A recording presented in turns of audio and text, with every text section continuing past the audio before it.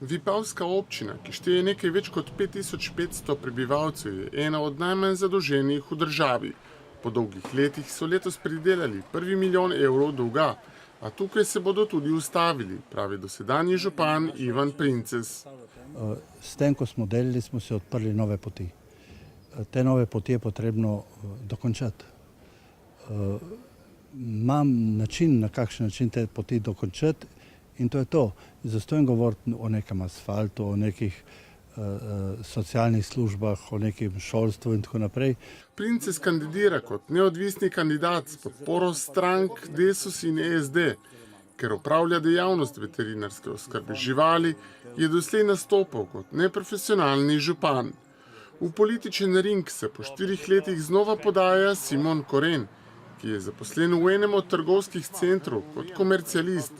Pri načrtih sledi idealom, ki zagovarja Zveza za Primorsko. V naslednjem mandatu bi bilo potrebno urediti komunalno infrastrukturo in javno razsvetljavo.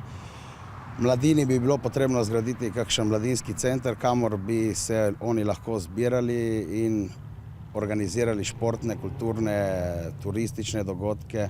Joško Andlovič je kandidat za župana iz stranke SDS. Zaposlen je v Zavodu za izvrševanje kazenskih sankcij. Mislim, da je po 20 letih tu čas za spremembo. Spremembo, bi rekel, v smislu novih oprijemov, novih pogledov.